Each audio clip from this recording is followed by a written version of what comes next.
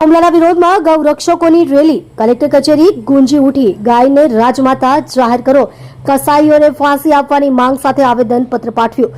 કોસંબાના હથોડા ગામે ગૌરક્ષકો અને પોલીસ પર થયેલા હિંસક હુમલા બાદ આજે સુરતની સડકો પર જનાક્રોશ જોવા મળ્યો હતો।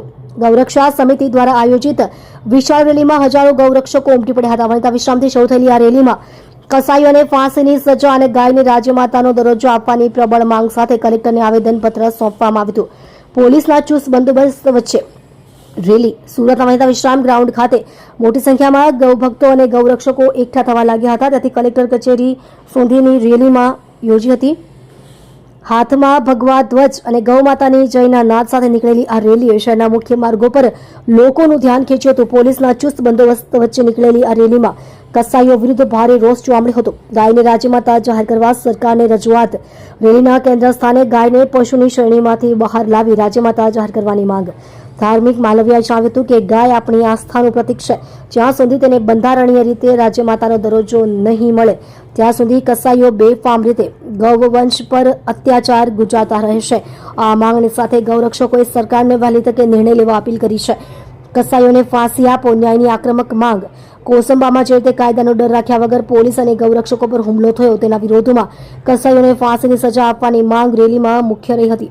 પ્રદર્શનકારીઓએ સૂત્રોચ્ચારો કર્યા હતા કે માત્ર ધરપકડ પૂરતી નથી, આ મામલે ફાસ્ટ ટ્રેક કોર્ટમાં સુનાવણી કરી આરોપીઓને ફાંસીના માંચડે લટકાવવામાં આવવા જોઈએ, જેથી કોઈ ફરી પોલીસ કે ગૌરક્ષક સામે આંખ ઊંચી કરવાની હિંમત ન કરે।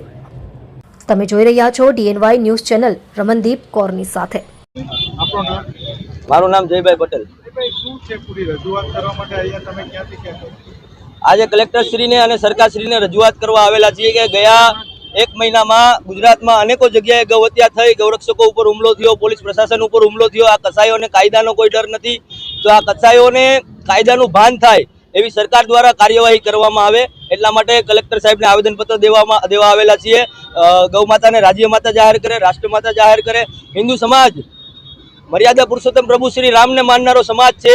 જ્યાં સુધી મર્યાદામાં રહીને ગૌરક્ષા કરે છે અને કાયદાનું પાલન કરે છે ત્યાં લગી સારું છે। જ્યારે આ હિન્દુ સમાજ પ્રભુ શ્રી કૃષ્ણને માનીને ગૌ માતાને બચાવવા નીકળશે ત્યારે જોવા જેવી થશે।